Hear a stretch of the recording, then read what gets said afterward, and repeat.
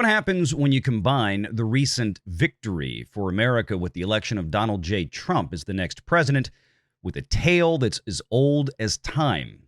You know the one, where money talks and BS social politics walks. You wind up with a story like this. Disney is pulling transgender storylines from a Pixar Disney Plus show set to release in 2025 called Win or Lose. Well, in this case, I think it's a win.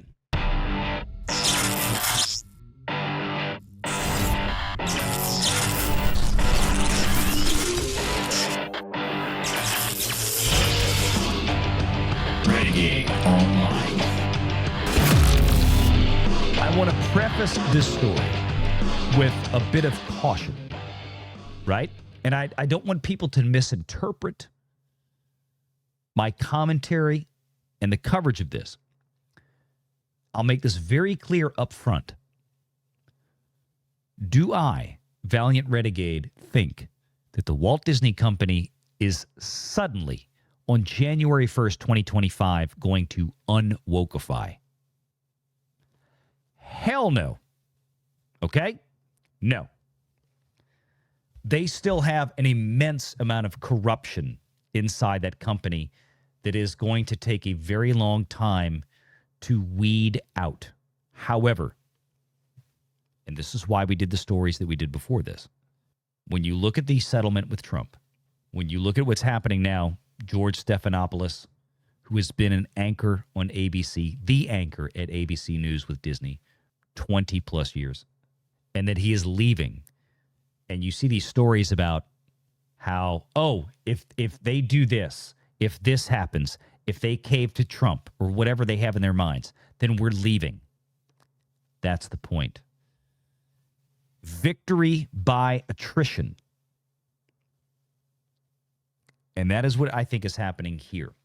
Disney, the Walt Disney Company, has pulled a transgender storyline from Pixar's Win or Lose streaming series. This is an exclusive that THR put out late yesterday. My intention was to try to get home yesterday and do a video on this and have it out this morning. I didn't get to. I had a late appointment. End of year as a financial planner. I get very busy. I didn't get home last night till after 8 o'clock Eastern, and I was too tired. I didn't have it in me. So we're covering it here tonight on the live show. So Disney pulls a transgender storyline from Pixar's Win or Lose, a new streaming series they had coming up in 2025. The original animated show about a co-ed high school sports team, like a softball, baseball team, it looks like, debuts on Disney Plus in February. Now, I say looks like because I don't care. Most of America doesn't care. I hate to tell you, we've talked about it before. Nobody is watching Disney Plus. We have a Star Wars show right now, another $200 million, we think, Star Wars show, Skeleton Crew, that is absolutely freaking tanking right now on Disney Plus. It's definitely not in the top 10, even on Luminate, who has been doing a diligent job of getting data out every week. I have seen some articles out there, although I have not been able to independently verify, that Skeleton Crew is not even in the top 20 of original streaming series on the Luminate measurement data. But part of me can totally believe it. This is how bad things are on Disney Plus. This is a an absolutely failing streaming service. The only thing keeping Disney Plus propped up right now is the contract that Disney has with the Australian studio that makes and owns Bluey. That's it. If Disney ever if Disney ever loses Bluey, Disney Plus is effed completely. They are up shit creek with no paddle, and they won't, not even a canoe. They got nothing. If the renewal for Bluey comes up and Netflix or Amazon Prime, who has way more money, way more capital to spend than does Disney Plus, if they come in and drop an offer, double Disney's offer. Disney is out. Okay? I don't know when that renewal comes up, but it's going to happen. This kind of story right here is telling us that Disney knows how deep they are in the toilet. And they are in real deep. Real deep. Pixar's original animated series, Win or Lose, will no longer include a transgender storyline in a later episode, THR has learned. The series follows a co-ed middle school softball team named the Pickles in the week leading up to their championship game. Each of the 8 episodes center on the off-the-field life of a character and their point of view, whether it be a player, a parent, a coach, or an umpire.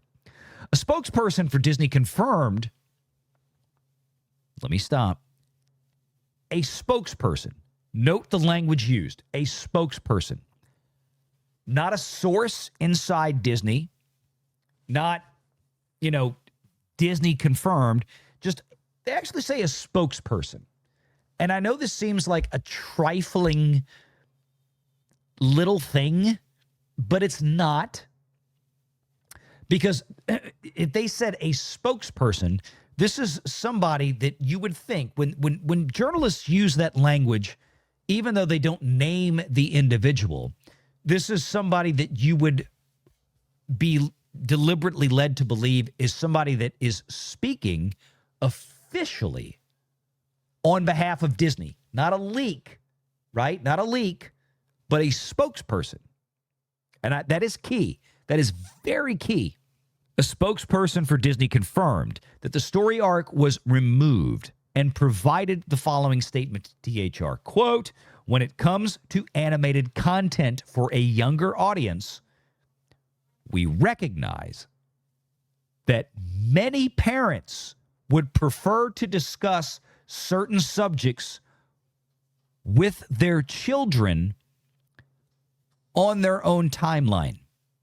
Wow.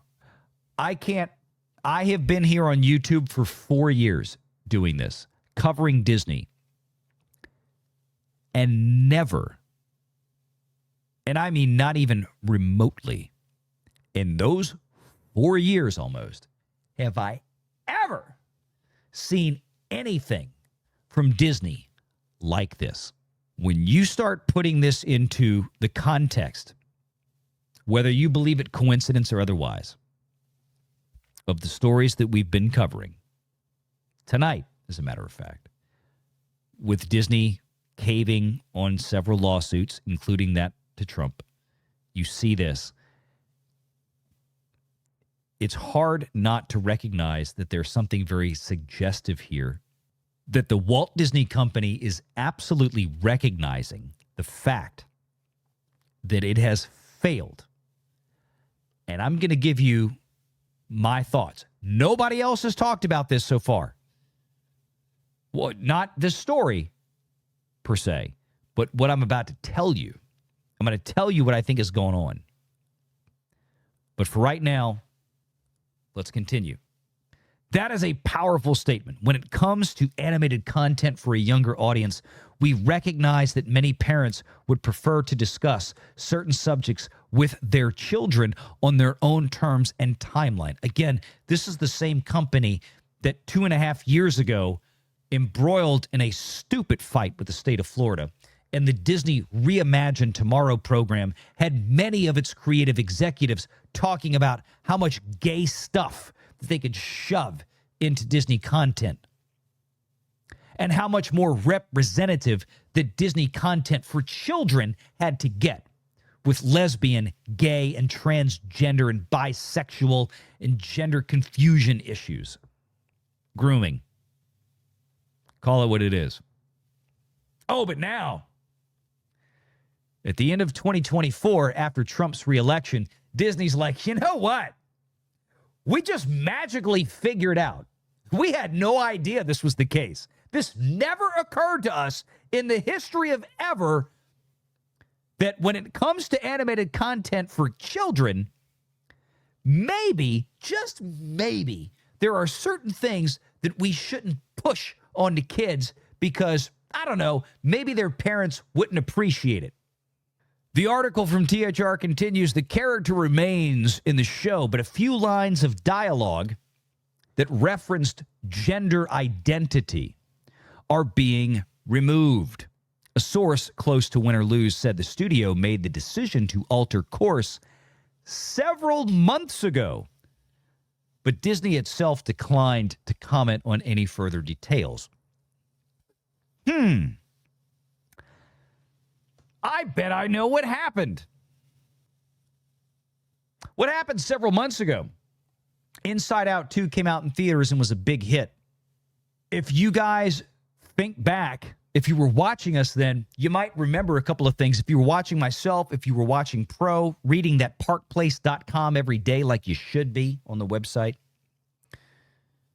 you're probably well aware that there were very, very credible sources that imparted information to folks like Pro in that Park Place and myself that Inside Out 2 was stripped before it released, was stripped of certain LGBTQ themes because Disney, and namely Pete Docter, who ran Pixar, and by the way, just real quick, the very same Pixar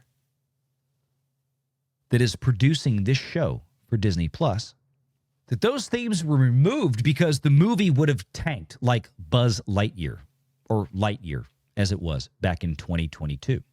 Remember, Lightyear was arguably the most popular character of the most popular franchise that Pixar ever had, the franchise that made Pixar, Toy Story. And that movie bombed. Disney lost somewhere around $200 million on that dumpster fire because they had to have a lesbian relationship in it in a movie for kids.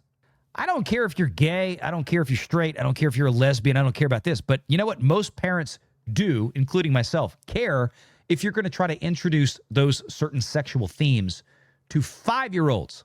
But Disney has had its head so far up its ass the last several years. This is why they've been suffering in the manner that they have been. And maybe, just maybe, Disney is getting a little bit closer to having that head removed from their ass. It's not the first time the company, Disney, has come under scrutiny for LGBTQ plus storylines, particularly regarding the animated content. In 2022, controversy erupted both inside and outside of Disney following former CEO Bob Chapek's much criticized response to Florida's Don't Say Gay bill. No, that was called House Bill 1557, the Parental Rights in Education bill. Don't Say Gay was not the bill. Nothing in the bill said that. That was a lie. Could have been put out by George Stephanopoulos and CNN and The View. But the other thing I hate about this is the fact that they fail to mention the fact that Bob Chapek wanted no part of this. We covered this in 2022 extensively with facts. Bob Chapek wanted no part of this fight. But he was not allowed to stay out of it. But Valiant, he was the CEO at the time. Yes, he was. But it was Bob Iger who tweeted in February of 2022 that it was a shame that what Florida was doing and that, you know, that's not good for Disney employees. Basically prodding the time bombs that he left behind at Disney to trigger and go on countdown, because during this entire time, we know now, thanks to reporting from places like CNBC, that Bob Iger had still been working behind the scenes even after leaving Disney to outright sabotage Bob Chapek from the outset. This was part of it. In June of that year, Pixar's Lightyear included a same-gender relationship and kiss, which also sparked controversy. And if you remember, the people at Pixar, during that whole thing in April of 2022 with the Florida bill, came out and did an interview and gave information to Variety magazine saying that how pissed they were that Bob Chapek and Kareem Daniel, Chapek's lieutenant at Disney, had told them that they had to remove the gay stuff from the kids' movie. And after Bob Iger's sabotage, got it forced back in. And then Lightyear failed miserably, costing Disney shareholders $200 million because of its stupidity and its crappy writing, its stupid story, and yes, its gay themes in the movie. Parents, I talked to parents. Parents found out about that. They pieced out. That's it. They weren't going to bring their 6-year-old to go see a movie with a lesbian relationship in it. Sorry, that's how the world works. That's how most parents are. Gender identity has become a charged and divisive topic across the United States, especially around youth and sports. Most recently, Disney Channel's animated series Moon Girl and Devil Dinosaur made headlines after some who worked on the show took to social media to say Disney banned the release of an episode focused on a recurring transgender character. The company denied the episode was banned and said the decision to hold on releasing that particular episode was made more than a year ago and was not because of the transgender character inclusion. Oh, I'm sure. Here's the deal. The rest of it's just details. This is the point. Let me tell you what happened. And I'm going to be upfront. I don't know this for certain, but I've been around this long enough to tell you this is what happened. For those of you who have been part of the Renegade Nation for long enough, you know we've been covering the Walt Disney Company earnings calls for years. We made the Walt Disney Company earnings calls famous. One of the biggest shows we ever had. Over 8,000 people in chat simultaneously watching us cover a Disney earnings call about a year and a half ago. That's probably about 7,000 to 7,500 more than actually chime in and listen to the Disney earnings call at Disney. Disney knows who we are. They don't like us because we have been shining the light where they don't want it shown. People have wondered, especially after Bob Iger got dragged through the mud during the annual shareholder meeting in April of 2023, where regular shareholders called in and asked him about things like this: the LGBTQ agenda at Disney, the grooming of children by Disney by putting trans cast members, men with beards and glasses in dresses at the Bippity Boppity Boutique in Disneyland, California. Disney putting gay and trans-themed content in children's programming. No, the vast majority of parents in America do not want it, no matter what Disney pretends what little bubble it's in California. You know, the world's largest toilet. Sense is finally settling in. So, Valiant, how come we haven't heard these questions brought up again? How come we didn't hear this on the 2024 annual shareholder meeting? How come we don't hear the Wall Street people, the analysts, when they call in after their earnings calls for Q&A? Why did Disney suddenly have this shift? I'm going to tell you what happened. This conversation was had offline. This was one of the sensitive topics that not even the Wall Street analysts wanted to broach on a Q&A session, because none of them, especially representing big banks like JP Morgan Chase, Bank of America, Goldman Sachs, Wells Fargo, Barclays, HSBC, let's go down the frickin' list. Nobody wants to ask a question that makes them seem anti-gay or transphobic. But I'm telling you right now, based on what we're seeing here, there were absolutely phone calls made behind the scenes. And people inside the studios and people on Wall Street know that it can't continue. Whether they like it or want it to or not, it means that you are winning. We are winning. The Renegade Nation is winning. The 199 Our brothers out there from Geeks and Gamers, y'all are winning. The Snake Pit on Cobra Cast is winning. The crew over at Nerdrotic, FNT, winning.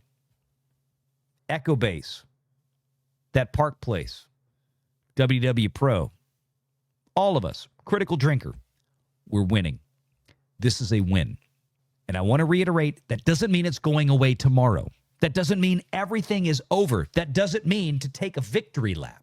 But it does mean to recognize what is happening.